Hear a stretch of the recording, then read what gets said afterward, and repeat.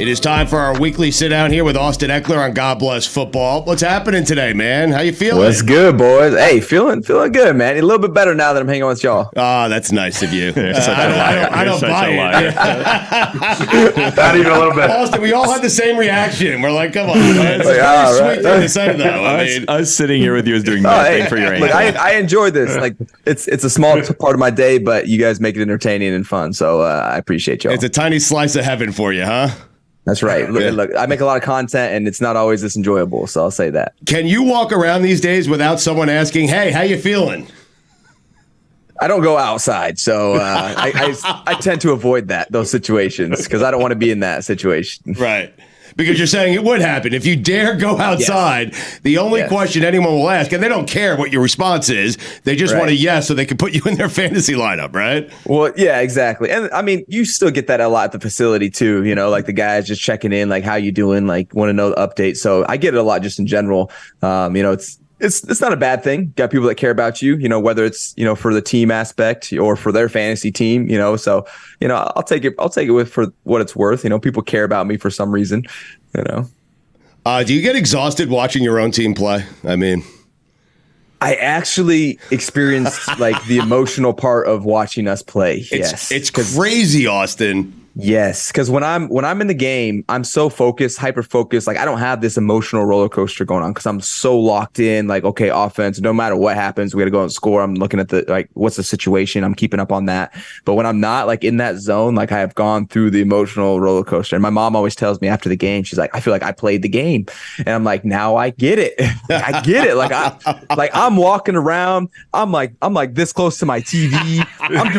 I'm doing push-ups. I'm yelling. I'm cheering, like everything, man. It is wild. Like, wow, well done, NFL. But yeah, we don't have to do that to ourselves. So we're trying. It's harder for you to watch the game than it is to play the game, right? I know that sounds crazy, but you can't do anything. You can't help any of your guys. You can't do anything when you're watching. When it comes to an emotional standpoint, yes, 100%.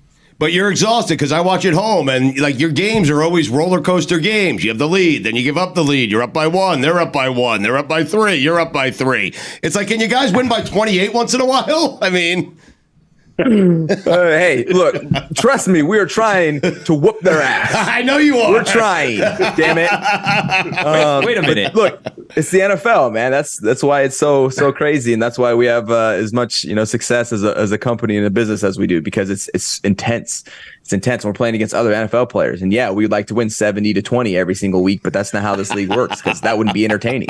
You know, it's occurred to me. It was pretty entertaining for Billy. It's just occurred to me that Austin has not probably, at least not in some time, enjoyed the red zone. Yeah. I actually experienced that, where it's like all the games you're talking about. Yeah. I was glued. Like I was glued to the TV. I'm like, this is Take a couple more weeks off. Yeah, it's awesome. Now you understand why we don't go to games. I mean, yeah, like I'm hanging out. I had one of my buddies come over to watch the game with me. Right. When he put up RedZone on his computer, I was watching our game on my TV, and you know, I'm checking the fantasy. I'm like, this is insane. Right. Like, there's never not something going on. Even during halftime, like some of the games are getting done, some games are just starting, and it's like there's never a moment where it's like not action happening. So shout out to you know, all of the production and coordination of all that. Well, now you know why. I'm wondering who. You know why NFL fans look the way it is that they look? It's because they sit down on their couch on Sundays for 7 straight hours just eating a bunch of crap, watching. This is why I look so bad, No Austin. bathroom breaks. They're just watching, glued to football all day long. Right. Yeah. That's why, you know, we got all these like pizza packages and wings packages, because you're going to need that much. It's not for a lot of people. It's for you, because you're going to be sitting in the same chair for 6 hours in the day. You know? Wait, this is fascinating, because one of the best players in the NFL experience the games the way we experience, the fans experience the game. And so, like, put us in Austin Ekeler's living room on game day, Sunday. Are you screaming at your coach? What are you doing? No. So at first, you know, there's this back and forth. We got the lead. All right. Like I'm watching the play. Like I know what the plays are just based off formations and stuff. So I'm watching our guys, and we had a flipping whole blitz fest with the Vikings. They pressured us like 83% of our dropbacks. And so it was just, you know, O-line simulator for the running backs that day. And we're just in the backfield blocking. And so I'm watching this madness like, oh my God, like I know these boys are going to be sore after this game. And then, you know, it was pretty mellow for that. Like I'm still like rooting them on. I'm still got a little anxiety because I'm not there. And then at the end of the game, like that's when I was like, come on, boys. Like, man, like they get the ball. We go for it on, 4th and 1. We don't get it.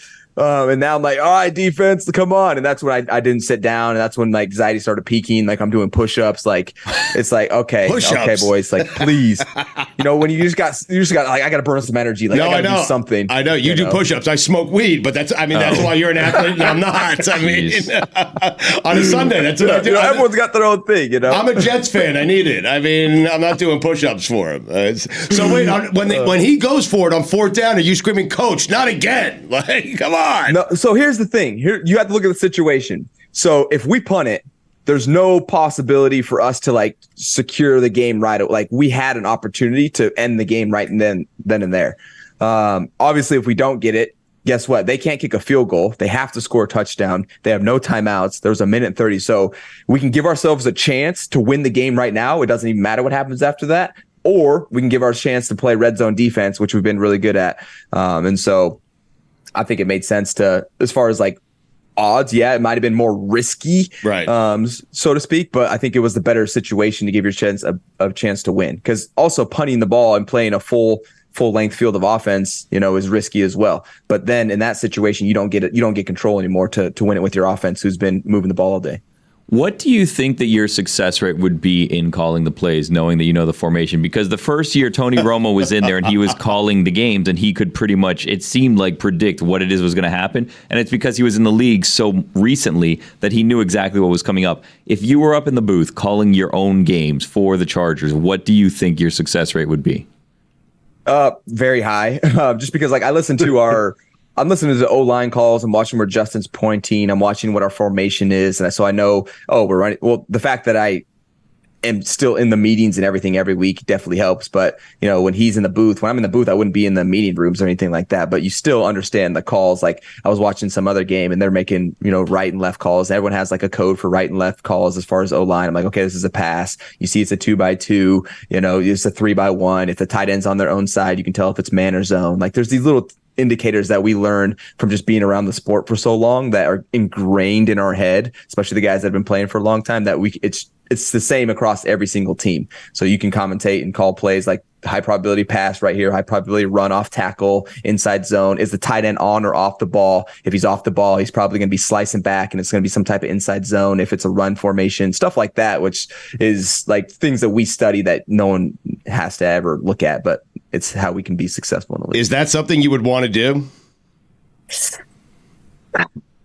I don't know yet because it's very buttoned up, right? It's very structured. Like I like what you guys have where it's like, hey, we get to set our schedule. We get to set the content. And in that situation, it's like suit and tie. Here's the agenda for the day. Right. And you got to stick to it. And it's more like political, right? You have to make sure you're staying, in line and you can't go across the line over here. You can't say anything that might be a little bit, controversial because now you're everywhere and talk about the network. So maybe when I'm older, I'll be ready for that. You've thought about it because usually you have a definitive answer when I ask you stuff like post-career. You're like, yes, no, yes, no. That one you actually thought about. Yeah. I've thought about it. Right. Yeah. How about me, you, and Billy? So you don't know this about Billy. He's part of the FIU broadcast. I have called a Marlins game before. Billy's called a Marlins game before. I think me, you, and Billy, if you get eliminated, we call a game together. What do you think? I think that would be epic. Yeah. That would be epic. We'll do it for a YouTube crowd, Billy. Okay, Why not? Perfect. Let's do that. That would be epic. Yeah. Mike Fuentes, our producer, is giving me double thumbs up. We're going to make this happen, okay? Yeah, that would be sick. My place or yours? Where do you want to do it? I mean, it doesn't matter to me. If we're out, then I don't care. His place is the answer. You're in Vegas. If you're not in the Super Bowl, we will come out there. We'll hang out with you, right? And then we'll call the Super Bowl together. How about that? That's a thing, actually we need to get an agenda for the Super Bowl week if we're not playing. Yes, if you're not playing. Yes, I don't want to jinx you. Something there. Right, okay. Have you seen this, Austin? Because you, if you don't play this week, I don't know if you plan on being at the game. Can or you if you're tell us if you're playing or not? Well, no, don't bother him about that. But I want to. No, I can't. No, you can't tell us. Okay. No, he's not playing. So here's what I want to put on Austin's radar. Austin, I don't know if you've seen this, but they're doing this thing with Disney and Pixar where there's going to be a version of one of the games on Saturday. I think it's the London game where it's going to somehow, they're going to connect the Disney characters to the game, and you're going to be basically watching Toy Story play football. So like instead of Trevor Lawrence, you're going to have a Pixar version of Trevor Lawrence playing football.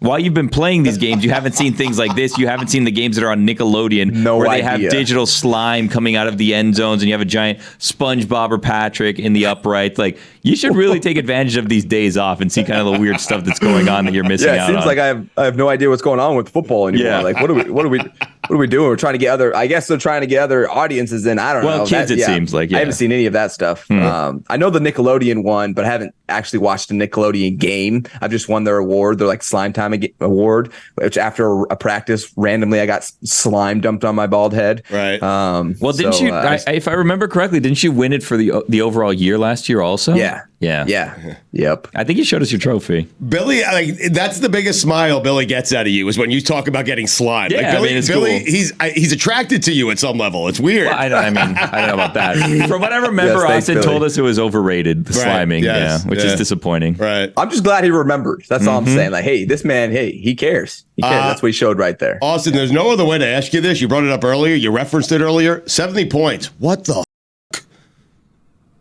I was talking about this earlier, man. Like, if you're even in a high school game and you put up 70 points, that's a ton of points. I don't get college. You got colleges that pay other colleges that, hey, we're going to go out there and whoop your ass because we're a bigger college, but we need a game. And they don't even put up 70 points. You know, if they do, it's like, damn, they put up 70 points. And these guys did it against a professional team, man. I went back and watched that game because I was like, okay, I got to watch this game. Running backs running for 200 and something yards, 720 something yards of total offense. 726. And shout out to the Miami offense because they were attacking edges, they were gashing them on the side, and they were getting bodies on bodies with O-line, with tight ends, with their misdirection stuff, with some of the gadget plays. It was all clicking, and not just clicking, but going off and going down the field efficient. Yeah. So wow. All right, last question. We'll get you out of here. Since you were watching the games at home like us, like fans, put us in the living room when you saw Travis Kelce walk into the stadium with Taylor Swift. Oh, wow. I'm already over it. I'm already over the Taylor Swift stuff. Can we move on, please? Like, I get it. Taylor Swift is the GOAT in her world. Right. Travis Kelce is the GOAT of tight ends right now. Like, they did a thing. She came to the game, but the fact that it's getting blown up like this, like, I don't even want to talk about it because I don't want to be part of it. But it's like great for him, but like, let's move on to something else. Like, I'm over it. I don't care about. We got Bill Belichick talking about it. I'm like, what? What? Bill's talking about that? Oh man. So look, good for him. Good for them. I guess if it works, great for them. Right. But, that's their business. I don't want it to be a part of it. You don't seem terribly confident in the entire thing working. It's not that I'm confident or not. It's that I don't want to be involved in their business. I like that. Now it's one of those celebrity, relationships now where it's like all over the place, like which actor's dating which, like one of those, Right. And I never got into that. And so it's kind of one of those where it's like, I don't really care who people are dating or married or to, like, it's just, it's not for me. I got you. Do you like her music? Yeah, she got great music. I don't listen to it, but it's not that it's bad. Right. Okay. Yeah. All right, fair. We'll get you out of here. Thank you for the time. Hopefully you'll play this week. I gotta be honest. I tried to get this done, and we'll try for a future week. I wanted Billy to say what he said about Josh Kelly to his face, and he was going to come on with us today. But he had to cancel last minute. So perhaps next week I'll give Billy a week to prepare for it. All right. Oh, don't do that to Billy. Yeah. Don't throw him under the bus like that. Yeah. What are we doing? Oh, it would have been fun. Come on. Wait, you're telling me stealing from Billy, I got Austin's your back, charity? Man. Don't Thank you. It's Austin's friend. I mean, come on. No, all right, no. fine. I'll ask Keenan. Now you put us all in an awkward spot. Yeah. Come on, man. All right. Listen, I'll ask Herbert to come on. Forget about it. Okay? Knuckleheads. All right. Hey, what's going on in the foundation? Quickly promote it on the way out of here. Well, right now we're still preparing for our Balboa High School up in San Francisco project. So if you want to check out all of the endeavors that we have going on, austinekeler.com, you can check out our projects. I have the pledge going on. I'm not scoring touchdowns right now, but when I start scoring them again, you can pledge to donate, up to even down to $10 per touchdown that I create or that I get. And every dollar goes to our project. So more to come. And like I said, austinekeler.com if you want some more details there. All right, my man. We appreciate it. We will talk to you next week. Thank you. Awesome. Looking forward to it. See you, boys. All right, man. See you. All right. Stay out of trouble. We'll try.